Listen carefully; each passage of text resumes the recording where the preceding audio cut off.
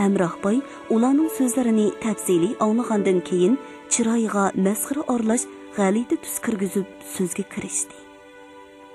Nihoyat obdan ish bo'pti. Obdan kelishiblar, dedi u salmoq talaffuzda. Har bir so'z go'yo uning g'uchurlab turgan tishlarining orashlaridan chiqayotgandek dona-dona anglanatdi. U so'zini davomlashtirdi.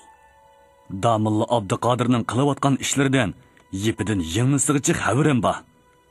G'alla sandiqining tangi tillaga to'shib ketganligini, bir muncha yetim yesirni bir yerga jam qilib, beshini silab, holidan xabar ilayotganligini angladim. Bu degan ulug' ish, nihoyat katta ish. Mundaq ulug' ishlar uningdan boshqa qani kimning qo'lidan keldi? Mening qo'limdan keldimi? Yo'q. Mundaq ulug' ishlar sandiqlar pulga to'shib teshib ketganlarning qo'lidan kelmasa, boshqa har qanday kishining qo'lidan kelmaydi. Bu bak yaxshi ish bo'pti. Men buni qo'llayman. Har qanday kishi mendan bu ish qanday bo'pti deb so'rab qolsa, men hech ikkilanmasdan nihoyat yaxshi ish bo'pti deb javob beraman. Shundoq emasmi? Sizdek bir zotning mundaq tunishga kelib, bu ishga yaxshi baho berganliklariga, histosh qilganlarga ming tashakkur. Dedi Molla Saud Xalpat tamkin so'zlab. Boshda bu ish kichikroq boshlangan edi. Bara-bara cho'nglab bugungi holatga keldi. Yetimlarning soni oshdi. Munosib holda xarajat ko'paydi. Bir odamning quvvati cheklik bo'ladi ekan. Bundaq ulug' xizmatni butun yurt xalqi tang qo'l solgandilar, ondan ro'noq toptirg'ili bo'ladiganligi amaliyotda isbotlandi. Domullamning yana bir matbuot ta'sis qilib, nashr afkor ishlarini yo'lga qo'yish xiyolimi bor. Oxir bamaslat butun yurt xalqini xayriyat ishlariga davolat qilish qaroriga kelib, iyoni to'plash hay'ati ta'sis qildik. Jamoat o'z himmatlarini ayab qolmadi. Har kim o'ziga yarasha atigan topqanlarini iyoni qilishdi. Bugun mushu vajidan o'zlarini izlab kelgan edik. Kelishganlari yaxshi bo'pti. Nihoyat yaxshi bo'pti. Dedi boy usti-ustiga takrorlab. Bu uning bu masalaga qanday javob berish to'g'risida bir qarorga kelolmayotganligining ifodasi edi. Shundaq, bu ish yurtning, xalqning istiqboliga aloqador bo'lgani uchun sizlarning himmatlarini seg'inib keldik. Boya aytdim-ku, kelishganliklari nihoyat yaxshi bo'pti. Men bek xursand bo'ldim. Hele degandek, har qanday kishi kelib mendan bu ish qanday bo'pti deb so'rab qolsa, nihoyat yaxshi ish bo'pti deb javob qilaman. Himmatimni hargiz oyab qolmayman. Qandaq? Shunchalik so'zlashsak bo'la? Xalqni uyg'otish, yurtimizga ma'rifat chiroqlari yiqish zamonning taqozosi. Bu ishqa saxovat, xayriyat qo'llarini sunish zo'r savobli ish. Bilaman. Savob bo'ladiganligini tushunaman, Molla Saud. Obdan tushunaman. Nihoyat yaxshi ish bu. Hamroh boyning so'zlaridan bu ishga tutgan so'g'uq pozitsiyasi mana mendab ko'rinib turadi. Har qanday haroratning bu muzni ertalmaydiganligiga ko'zi yetgan xalpatlar o'zaro ko'z uchrashtirgandan keyin qaytmoqchi bo'ldi. Amsa biz mushunchilik o'ltirayli, dedi Hilmiddin xalpat das o'rnidan turib. Nihoyat yaxshi. Nihoyat yaxshi. To'xtanglar. Mening sizlarni quruq qo'l yondirg'im kelmayotidi. Qatordan qolg'uchi xatodan qol debdikan. Mavni alg'ash ketib, Damulla Abduqodirga mendan jiq salom aytinglar. Heliqi gap yana izjoyida. Kim kelib mendan so'rab qolsa, beradigan javobim yana shu heliqi aytgandek juma. Dedi boy iyonichilarga qo'lini sunib. Uning o'rdakning olqinida ko'rinadigan diqmoq olqinida ikkisar kumush tangi yaltirab turadi. Himmatlariga rahmat. Xalpat pisand qilmasdan qayrilib mo'ndi. Hay, mauni. Boy undariganda qilib tovlab qo'ydi. Xalpatlar qarabmi qo'ymasdan chiqib ketishdi. Boyning quliqiga rahmat tegil bo'ldi degandek so'zlar anglangandek bo'ldi. U totirib ketgan edi. Xapamni qo'zg'ab, dedi boy iyonchilar chiqib ketgandan keyin olisiriq bo'lib ondan osta o'ltirib g'otul dedi. Qiydigan Abdalning xurjiniga ziyon. Manga nima? Shundoq emasmi? Mundaq Abdallarni ikkinchi ko'zim ko'msin. Bular xalqni uyg'otimiz demasimi? Shahar ichida 200 ga yaqin masjid, madrasa, xoniqa bor. Nazillar har kuni tong saharda Allohu akbar deb azon aytib uyg'otadi. Biz mo'min musulmon bandalarga shu kifoya qilmamdi. Kontor ichida o'ltirishgan buxgalterlar va boshqa odamlar g'ut-g'ut baytalga minib bongan yo'lovchidek amalsizlikda g'ing qilmasdan boyning g'utildishini uzungacha anglashdi. 13-bob o'yg'inish. Avlodlaringlarni boshqa bir zamon uchun ta'lim etinglar. Chunki ular sizlar yashagan zamondan boshqa bir zamonda yashamoq uchun dunyoga kelgandir. Miftahul adabning kirish so'zi. Yerim asrdan buyon shaharning markaziga joylashgan Beshiriq mahallasida qad ko'tarib turgan Loypashtoq madrasasi bugun birdili jonlanib, qo'ynim toshqinliq amgak maydoniga aylandi. Shu kunki xolis amgakka qatnashib ishlayotgan odamning ko'pligida madrasa ichi xuddi hayvatlik daryodek shovqullaydi. U yerda tarki pishib ishlayotganlar ichida oppoq soqolliq bo'voylar, o'ttir yoshliqlar, amdilardan bo'rti xat tortgan yosh taliblar va ushoq bolalarmi bor bo'lib, har kim qurbi yetgan bir ishda oldirash ishlaydi. Ba'zanlar kesak yo'tkaydi. Ba'zanlar tizig'i loy kechib loy etadi. Ba'zanlar zambilda loy to'shiydi. Ba'zanlar unduva o'ynatib suvoqchilik qilsa, ba'zanlar loy pishirib kokil qilib suvoqchilarga sunib beradi. Ha, chapsan bo'l, ildamang. Degandek haydakchi so'zlarning ko'pligidan ko'tarilgan Vangchongda go'yo bir azim daryo shovquni hosil bo'lib, kishini hayron qoldiradi. Nim bo'pti? Bir dehqon madrasa saynosidagi amgak qaynimini ko'rib, hayron bo'lgan holda ketayotgan yo'lidan to'xtab, suv to'shiyotgan bir kishidan so'radi. Buzilgan, yiqilgan joylarini yasab qo'ymoqchi bo'lishdinglarmi? Yaxshi ish-ku. Bu madrasani marhum Abdurazaq xo'janing o'g'li Molla Abdurasul xo'ja soldirgan edi. Oz kam 60 yil bo'lganda ko'nrab ketgan edi. Savobli ish bo'pti. U tarafimi bor. Muhimi maktab oshqili yasayotimiz. Maktab? Texmu hayron bo'lib, ko'zlari yo'g'on echilgan dehqon so'rashni davomlashtirdi. Qandoq maktab? Abduqodir domillam mushiyada maktab ochmoqchi. Nima? Abduqodir domilla? Eshakdan sakrab tushgan dehqon undarib, eshakni tom to'yiga opirib bog'lagandan keyin bismillah aytib madrasa ichiga kirdi. U hayajonlangan edi. Domillam boshlig'anligi ish savobliq. Mana qaramamdigan. Birinchidan, ko'nrab yotgan madrasa bir obdan yasilib qoladi ekan. Ikkinchidan, maktab bo'lib farzandlarimiz o'qiydi ekan. Savob buningdan ulug' bo'lamdi. Bu ishni bira kesak yo'tkab, bira kokil loy mijib bersak, to'gidek savob bo'la. Deb o'ylagan dehqon borgan peti bir zambilning beshini tutib loy to'shidi. Zambilning yana bir beshini tutgan o'tir yoshlik bir odam uningga nurg'un so'zlarni deb berdi. Domilla maktab ochmoqchi bo'lib, mushu madrasaning o'rnini loyiq ko'ribdi ekan. Shu bahanda yoslab qoldigan bo'ldi. Bu ishda qutluq hojimi bor. Bag'anda ko'ramiz. Men ko'rsatib qo'yay. Domilla bilan ikkisi loy mijib, suvoqchilarning endi ishlayotidi. U odam qaynab turgan buloqdek gapni gapga ulab so'zlaydi. Bekor turgan madrasa maktab bo'lib qolsa yaxshi emasmi? Bu maktab ko'nimullar maktablarga o'xshamaydi ekan. Bolalar partida o'ltirib, qora taxtaga xat yozib o'qiydi ekan. Imom Islom o'qigandan tashqari husn xat, hisob darslarini o'qiydi ekan. Bolalar xat savodli bo'lib, 8 ni 8 ga qo'shib 16 bo'ldi degidek bo'lib qolsa-mu, yaxshi ish-ku. Shundaq emasmi? Yana kelib, bu maktabda bolalarni urmaydi. Ko'ni maktablardagiga o'xshash, havo tapan qiladigan, kesak ko'targizib uradigan zanjir paloq, osmatoni yo'q. Bu texmi yaxshi emasmi? Hamrohidan nurg'un ahvollarni anglagan dehqon go'yo ichki dunyosida bahor mavsumi boshlangandek yo'p-yo'ruq, iliq kayfiyat paydo bo'lganligini his qiladi.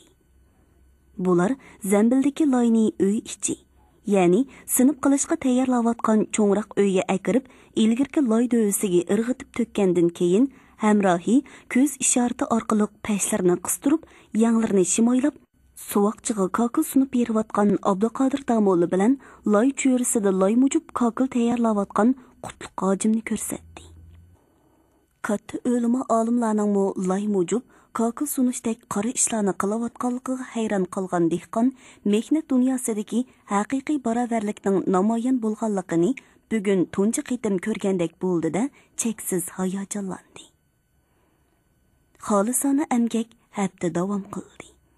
Yerim əsrdən artıq qeyribliq besib yatqan Loypeştaq mədresesi birdilla əsri saodat maktabiga aylanib, misli jannat tusiga kirgan edi.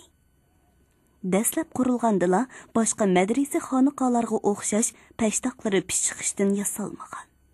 Munarlari sir berib zinnatlanmaganlikdan Loypeştaq madrasasi deb atalgan bu madrasa zinnat kiyimda emas bilimda degandek o'z qo'ynida bir necha sinflik maktab bino bo'lish bilan hammadan hammadan ko'rkam tusga kirib, tillarda doston bo'lishga boshladi. Bu maktabning shuhrati shahar, yezi sahrolarni zilzilaga keltiribdi. Loypeştaq madrasasida Abduqodir domollam yangicha maktab echibdi degan xush xabarni anglagan ammo o'z farzandlarini bas-bas bilan boshlab kelib o'qishga kirgizdi.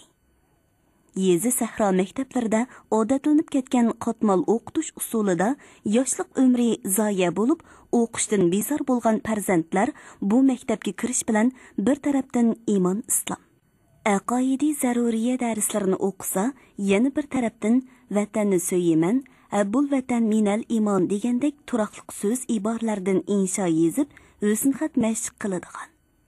Karra yatlab 4 amal hisoblarini ishlaydigan. She'r deklamatsiya qiladigan. Tantarbiya mashg'uloti bilan shug'ullanib, badan cheniq turadigan ko'ngillik o'qish fursatiga ega bo'ldi. Bu sharoit ularni cheksiz xursand qilgan edi. Har bir bola go'yo o'zini jannat rohitini ko'rish nasib bo'lgan bulbuldek his qilishib, qizg'in sayrishadi. O'qitish tartibidagi har bir yangi mazmunga bo'lgan qiziqish va intilish bilan ruhiy urg'ub, tirishib o'qishadi. Xalq ommasimu bu maktabdan rozi edi. Ular ma'rifat simvoli, uyg'onish davrining mash'ili bo'lib, nur chashqan Loypeştaq maktabiga kelib, o'z farzandlarining jannat qushlaridek xushnavo sayrab qizg'in o'qiyotganligini, umuman bu maktabdagi yangilik va taraqqiyotga intilishdek jo'shqin kayfiyatni o'z ko'zlari bilan ko'rib, mamnun bo'lgan holda ko'zlariga issiq yosh oladi. Üstü-üstiga minnatdorlik bildiradi. Ustoz Hoji Qutlug' Shavqiy bolalarga she'r o'rgatgan edi. O'quvchilar osonla hifzi qilib, zehniga elib oldi. Shundaq bo'lsa-mu, Qutlug' Hoji sinfdagi bolalarni ikkiga ayirib, baslashtirish usulida jonlantirib, she'rni bir necha qitim takrorlatgandan keyin birlashtirib o'qitib Shuning uchun ularning ovozi darsxonani ko'tirib tashlagudek darajada kuchli jaranglab, madrasa hovlisi va uning atrofidagi joylarni larzaga keltirgan edi. Abduqodir domollam dal shu jo'shqin kayfiyat ustiga kirib keldi. Maktabda o'qish ishlari yo'lga qo'yilgan. O'qitish mas'uliyati Qutlug' Hoji boshliq bir qancha o't yurak ma'rifatchiga topshirilgan bo'lsa-mu, u yana kunda degudek kelib, maktabdagi ishlarni ko'zdan kechirib turadi. Domollam o'ylida to'xtab, jonliq va mo'ngluq aytilayotgan she'rga quloq soldi. Uning vujudi jo'g'ildab titraydi. U hozir o'zini egiz shaqiratmadan sharqirab tushayotgan ma'rifat daryosining kishini larzaga soladigan ta'sirli shavquni ichida turgandek his qiladi. Ya Allah, ya Hazrat, dedi u butkul vujudini qoplagan hayojonini besib turolmay. U osta qadam tashlab sinib tarafga mo'ngdi. Bolalarning yumron va zil ovozidan hosil bo'lgan qandoqdir bir xil ma'naviy qudrat uni o'ziga tortib turadi. Damulla sinib ichiga kirganda she'r texi tamom bo'lmagan edi. Bir-biridan chiroyli bolalar cho'rqirishib she'r o'qiyotdi. Ularning aql nuri to'kilib turgan peshonalari, qora munchoqdek chaqnab turgan umidvor o'tliq ko'zlari har qanday kishining mastligini keltiradi. Damollam oyojon ilkida toki she'r aytilib tamom bo'lganga qadar qarab turdi. Salom ustoz, sizga hurmat bildiramiz. She'r tamom bo'lish bilan sinf beshining qo'mondonligi ostida butun o'quvchi bir cho'qon bilan o'rnidan turib, Abduqodir domollaga hurmat bildirdi. Bolalarning o'tliq ko'zlaridan qandaqdir cho'nqur minnatdorlik nurlari chaqnab turadi. Va alaykum assalom. O'ltiringlar, o'ltiringlar. Balalar ko'rsatgan ehtiromdan to'liq rozi bo'lgan damulla mamnuniyat bilan so'zlaydi. Har biringlar birdan qizil gul, birdan farishta. Yaxshi o'qinglar. Cho'ng bo'lganda vatan, xalq uchun xizmat qilinglar. Labbay ustoz. Balalarning birdek varqirgan jo'shqin ovozi darsxonani ko'tarib qil qoldi. Damulla rozimanlik bilan qutlug' shavqiga qarab kulimsirab qo'ydi. Uning bu qarashlaridan Rahmat sizga qutlug' shavqi. O'qitishni yaxshi yo'lga qo'yibsiz. Balalarga obdan tarbiya beryapsiz. Sizning xizmatingiz o'chmaydi. Mangu o'chmaydi. degandek ma'nolar chiqib turadi. Qutlug' shavqiymu xushal holda damullamga qarab yiqimliq kulimsiraydi. Uning ko'zlaridanmu ma'nilik o't uchqunlari chachirab turadi. Ikki ma'rifatchi o'zaro ko'z uchrashtirib olgandan keyin qutlug' shavqi o'quvchilar tarafga burilib bir o'quvchini chaqirdi. Turdimullaq. Labbay ustoz. Yo'g'on bosh, yumaloq yuzlik, yo'g'on qora ko'zlik bir o'quvchi dast o'rnidan turib ustozning ko'ziga mixta qadilib turdi. Ustoz so'rashga boshladi. O'g'lim, javob qil. Ilm talab qilmoq nimadir? Ilm talab qilmoq ha er kishi, ha ayol kishiga farzdir. Ilm dunyo va oxiratdagi saodatga boisdir. Xalqning xor va zabun bo'lmog'iga bois nimadir? Javob ikki narsadir. Biri jahillik va nodonlikdir. Ikkinchisi tafriqa va ixtilofdir. Har qavm xalqning xor va zabun bo'lmog'iga nodonlik va ittifoqsizlik boisdir. İzzat obro'y va quvvat nima bilan bo'lar? Javob ilm, ma'rifat va ittifoqlik bilan bo'lar. Buning uchun Janobiy Haq bizni ittifoq bo'lishga amr qilgandir. Aqoidiy zaruriyani to'liq yodlab bo'lgan talib qayerdan savol chiqarilgan bo'lsa, shu yerdan suvdek sharqirab javob berib, ustozlarni qavat xush qilgan edi. Barakalloh, o'ltir o'g'lim. Qutlug' hojim yana bir talibni chaqirdi. Muhammad Sabir. Labbay ustoz. Bo'yi pakar, badani ching, turgun bir bola o'rnidan dast turib, ustozdan buyruq kutdi. O'g'lim, sen bizga deklamatsiya o'qib bergin. Xo'p, ustoz. O'quvchi do'stga oldiga chiqib, ko'pchilikka va ustozlarga salom berib, deklamatsiya o'qishga boshladi. Ko'rmagil Qashqarni kam bu joyda mardonlar yotur. Hazrati Sulton Sutuq bug'royi xoqonlar yotur. Xalq uchun qurbon bo'lib, dushman bilan qilgan kurash, ol shahidu qahramon olib arslonlar yotur. Nur chechib qutadg'u bilik, xalqni qilgan baxtiyor, Xos Yusuf Hojibga o'xshash ahli irponlar yotur. Yodgor aylab jahonga yozdi divoni lug'at, Mahmudil Kashgar kabi ahli sharaf shollar yotur. Ayligan shavqini mabtun al uchun nurlar chechib, bu shaharda ko'pligan xalq o'g'li insonlar yotur. Barakalloh o'g'lim, barakalloh. Qashqar osmonida o'zgacha nur bilan chaqnab o'tgan mashhur ma'rifatparvar o'toqliq nashriyotchi, shoir Qutlug' hoji Shavqiyning Uyg'ur tarixidagi porloq madaniyatni borliqqa keltirgan Qorxoniylar sultoni Sutuq Bug'roxon. Uning navrisi Olib Arslanxon. Ulug' faylasuf shoir Yusuf Xos Hojib. Ulug' olim, tilshunos Mahmud Qashqariy qatorliq arboblarni yana ko'plagan qahramonlarni asligan bu mashhur g'azalini bugun jo'shqin, ruhliq bir o'quvchining jonliq tilidan anglagan Abduqodir Damulla cho'nqur ta'sirlanganlikdan ustiga barakalloh aytib ko'ziga issiq yosh oldi. Abduqodir Damulla bilan Qutlug' Shavqi darsxonadan chiqib madrasa darvozasiga yetganda iona to'plashga ketgan hay'atlarning qaytib kelishiga to'g'ri keldi. Ularning kayfi chog', ruhi ko'tarangi ko'rinadi. Safar qutlug'dir. Qutlug' Shavqi Iroq tili ahvol so'rab qarshi oldi. Qozi Damullam, Qutlug' hojim duo bergan safar qutsiz bo'lmas, dedi Mo'lla Saud Xalpat xushxuy javob berib. Xayriyat, xayriyat.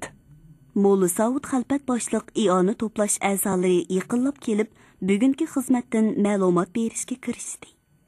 Bugun shahrimizda himmat ahlining ko'pligini yana bir martaba ko'rib keldik, dedi Mo'lla Saud Xalpat xushal kayfiyatda doklad berib. Borg'anli yerimizdan quruq yonmadik. Hamroh boyni hisobga olmaganda umuman safarimiz qutlug' bo'ldi. Bizmi hamroh boydek bexilni hisobga kirgizmagan. Dedi Qutlug' Shavqi masxiralik kulib. Bexillik, nomardlik, himmatsizlik, saxovatsizliklar Alloh taolaning bexil boyligi bergan oliy jazosi. Deb so'zga qo'shildi Abduqodir Damulla miqida kulib. Keyin birdilla jiddiylashib davom qildi. Allah ularni ömür bo'yi yemay ichmay pul-mol to'plashga, to'plangan boyliqlarni pulat sanduqlarda, yer osti iskilotlarda saqlashga buyurgan. Undaqla ömür voyat pul-molga heris bo'lib, shuning kuyda, shuning g'imida, shuning tashvishlari ichida azob chekib o'tadi. Qattiq qulluq, rahimsizlik, insofsizlik, kazzoblik, ziyonkashlik qilishni boyliq to'plashning vositasi qilib, gunohli ishlarni sodir qiladi. Allah yana u pixsiq bexillarga boyliq berganda, avval ularni himmat saxovatdan mahrum qilib, ondan boyliq bergan. Shu sababdan ular o'z boyligini xayri saxovatga umr bo'yi sarf qilmaydi ham qilolmaydi. Hatto ota buvisidan miros qolgan koni o'ylarni yengilab qo'yish, mo'ri o'choqlarni tam mashga o'zgartib qo'yishga himmat qilmay olamdan o'tadi. Texmo afsuslanarligi shuki, ular yana bir muncha boyliqni oltin kumushga aylantirib, yerga ko'mib yoki tomlarga qistirib yushiradi. Hali yaxshiroq chaqlarda vasiyat qoldirishga ko'ngli qo'ymaydi. Tuyuqsiz sakratga tushganda zuvandan qilib vasiyat qoldirishga hali qolmaydi. Shu taqlidda ularning yushirgan oltin kumushlari izderaksiz g'oyib bo'ladi. Al va yurtga manfaati tegmagan bu boyliqdan minnatdor bo'lgudek bir odammi chiqmaydi. O'z pushtidan bo'lgan varislarmi otimiz topgan boyliq qayaga ketgandu deb ularga nafrat o'qiydi. Hasil kalom, ular insonlarning la'nat va nafratlari ostida dafn qilindi. Bu Allohning ularga bergan jazosi bo'lmay nima? Pixsiq bixillar yana bir hisobda o'g'ri qaroqchiga boyliq to'plug'ichi, jinoiy qilmishlarga sarmoya solg'uvchilardir. Ularning mol dunyosi iskilotlarda turib, o'g'irlarga o'lji bo'ladi. Yoki yo'llarda qaroqchilar tarafidan bo'lang-tolang qilindi va yoki hokimiyat beshig'i chiqib olgan tetay amballarga o'xshash siyosiy qaroqchilar tarafidan o'lji hisobida musodara qilindi. Yoki bo'lmasa, chet el muxolifatchilarining qo'liga g'animat tushidi. Bu ularning peshonasiga putilgan bir qismat. Buningdan boshqa yana ular o'z varislarini putmas tugimas talash tortish, jidal majrolarga silib, ularni jinoyat sodir qilishdek qabohat yo'lga boshlaydi. Qani, jahonda buningdan og'ir fojia bormi? Esit. Ularning jiniga voy. Abduqodir Damullaning so'zlaridan qattiq ta'sirlangan Hoji Qutlug' Shavqi, Mo'la Saud Xalpat, Emin Oxun Xalpat qatorliqlar himmatsiz bexillarga la'nat nafrat o'qimoqda edi. Damullam so'zini yana davomlashtirdi. Allohning ikki olamlik jazosiga uchirgan himmatsiz bexillar nihoyatda oz. Chunki Allah insonlar ibrat olsin uchun ularni shundoq oz yaratgan. Buning aksicha himmat ahli nihoyatda ko'p. Shuning uchun tarix qorong'ulikdan yorug'likqa, badaviyatdan madaniyatga, qoloqlikdan taraqqiyotga, qabohatdan go'zallikka qarab rivoj topgan. Tabiat dunyosining putmas tugimas boyliqlari himmatli insonlarning mehnatchan qo'llari orqali dunyoning go'zalligi uchun sarf qilingan. Shunga bugungi go'zal dunyo mavjuddir. Dunyo o'z yo'li bilan taraqqiyotga, go'zallikka qarab mingayverdi. Osondagi niyat yomon pixsiq bexillar to'suymiz debmi to'solmaydi. Bas, maslakdoshlarim, qarindoshlarim, bizning qilayotgan va qilmoqchi bo'lgan ishlarimizmi dunyoning taraqqiyoti, go'zalligi uchundir. Afsuski, qilayotgan ishlarimiz to'limi cheklikdir. Madrasalardagi islohotlarimiz texmo ibtidoiy qadamda. Buning bilan tashnoligimiz qonmaydi. Bizda yana yangicha fanniy maktablar ko'plab ochilishi kerak. Hozirgi 100dak bolani tarbiyaga olganligimiz yo'q qaraganda yo'g'on ishdak ko'rinsimi, amaliy ehtiyojdan qaraganda bak kichik ishdir. Hozir sarson sargardan bolalar kundan kunga ko'paymoqda. Bir qism bolalarni Messi o'nirlar aldab o'ziga tortib ketyapmoqda. Muhtojlik ularni shu tarafga moyil qilmoqda.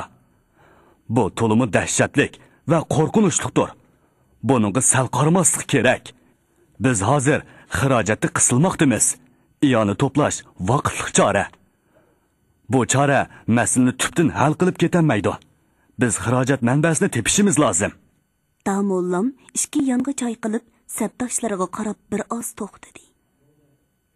U go'yo jiddiy muhokama yurgizayotgandek keskin ko'rinadi. Bizda o'z joyiga sarf qilinmay isrof bo'layotgan boyliqlar ko'p, dedi u ko'zlaridan g'azab uchqunlarini chochirdi. Masala Sultan Sutuq Bug'raxon maziri, Yusuf Qodirxon, Abba Xo'ja maziri. Bularning vaqfi yerlari, do'kon uylari bor. Bulardan kirgan kirimlar Shayx Mutavalli, G'ojizoda, Shayx Rodilarning qursiqini yo'g'initib, uchsini kimxob ta'tillar to'llar bilan bezashga sarf bo'lgandan boshqa al va yurtga foydaliq hech qanday ishga xarajat qilingani yo'q. Buningdan boshqa masjid jamialarning o'z oldiga vaqflari bor. Ulardan kirgan bir qism kirimlar o'z joyiga sarf qilingan bo'lsa-mu, yana bir qismi shaxslarning yonchiqiga tushib ketyapmoqda. Biz o'zimizga mushu tarafdan muqim kirim manbasi tepishimiz lozim. Shunda qilmoqcha biz hech qanday maqsadimizni vujudga chiqara olmaymiz.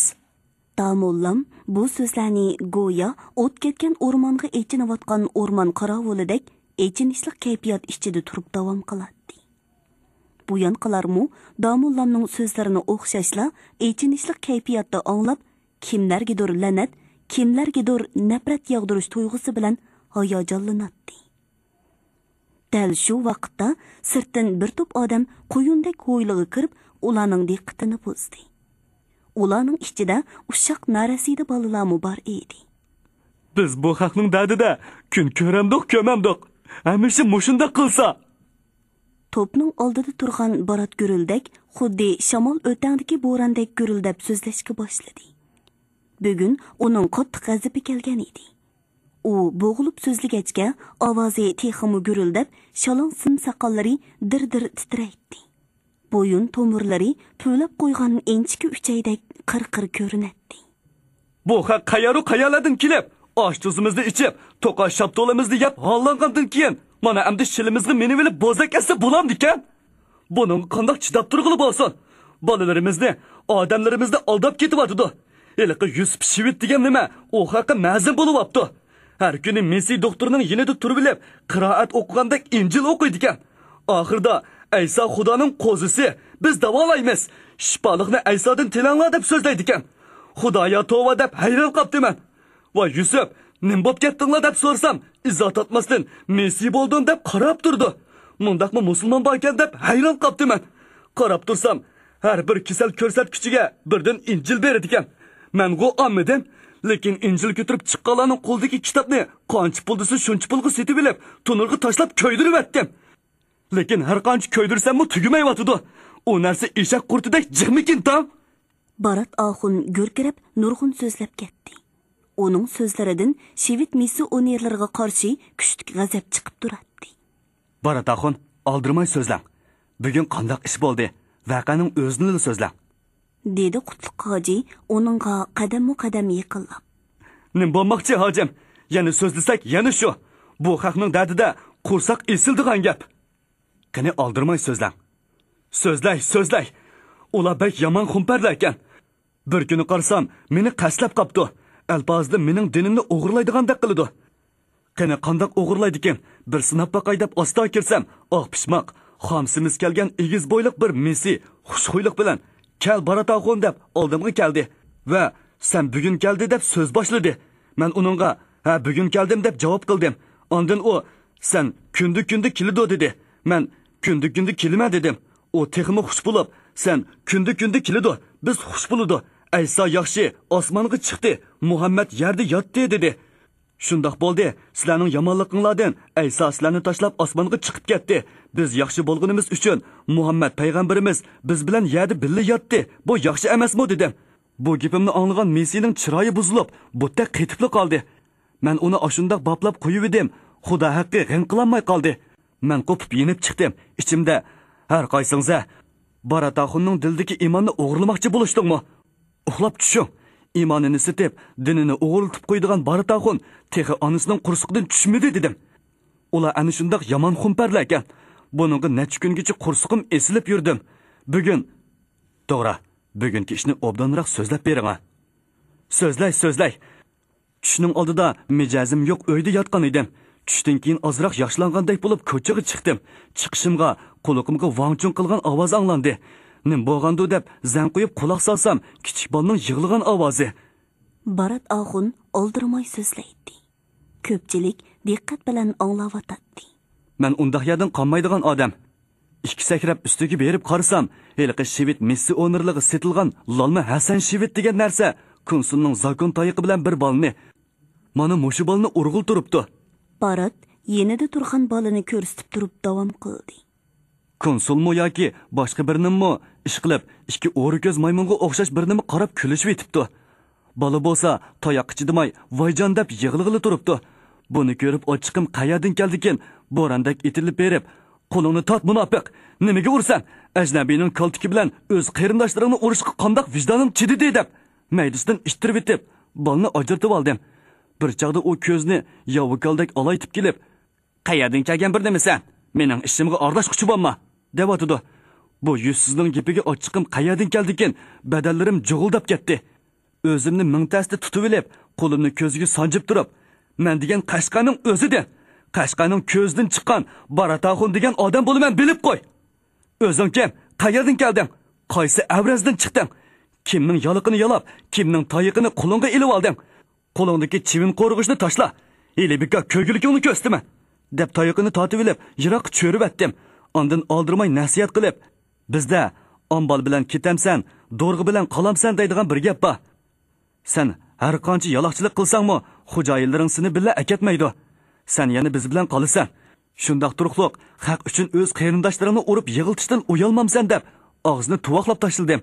Hasan shivit og'ziga teze qoplashgandek g'am qilolmay turadi. Heliqi g'ildirak domuli degan shaytonchoq bir yerdan paydo bo'lib, g'ildirab oldimga kelib, "Beadablik qilma. Kimning oldida turibsan bilamsan? Janobi Messi apandimlarning oldida o'yat bo'ladi", deb ko'zimga kirib oldi. Men dedimki, "Qushqunga qisilgan tezakdak, sen qayerdan paydo bo'lding? To'la ko'zimga kirib olma. Men hozir o'zimning senga o'xshash bir to'p lolmining o'ttirisida turayotganligimni obdan bilaman deyishimga, cho'ramga ulashgan kishilar paraqida kulishib ketdi. Izo ahonat kichidimigan g'ildirak domilla, "Og'zingni yum murtad", deb devinib keldi. Ochiqimda, "Murtad degan o'zing", deb maydisidan ittirib etdim. "Sen bu murtadlikni domilli chopiniga o'rab har qancha yo'shirsangmi, butun Qashqar obdan biladi" dedim.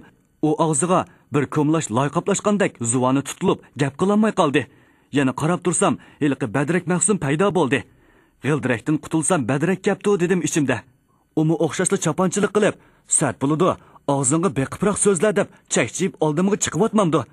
Uning gaplariga bir turib kulgim kelsa, bir turib ochiqim keldi.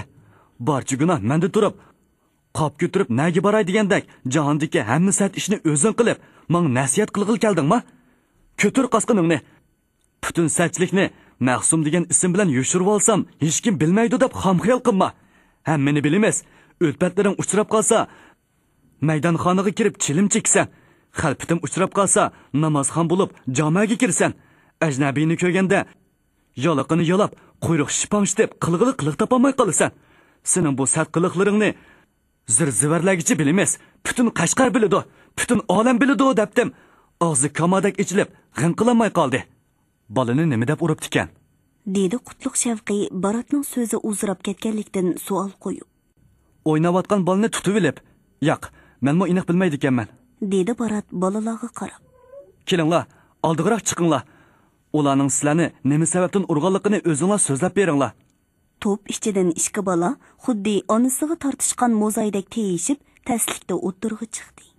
Ulardan biri bosh so'nkining yo'g'onligidan cho'ng kishilardek ko'rinadi.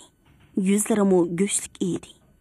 Munchoqdek nurliq, qop-qora ko'zlari kishining mastligini keltiradi. Amdala 8-9 yoshga kirgan bu bola kishilarga xuddi cho'ng kishilardek qaraydi. Yana biri iskeletdek o'ruq, engaklari ushluq, chiroyi zafarondek seriq ko'rinadi. Engikining ostidagi yengili saqaygan choshqon yarisining tortiqi oshkora ko'rinib turadi. Buningdan uning ocharchilikning dardini xeyli tortqanligi chiqib turadi. "Sizlar qandoq o'yin o'ynagan?"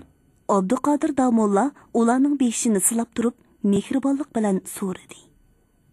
Damullamning oldida yiqqan bolalar nima deb javob berishni bilmayotgandek bir-biriga qarashib, tilini chiqarishib turadi.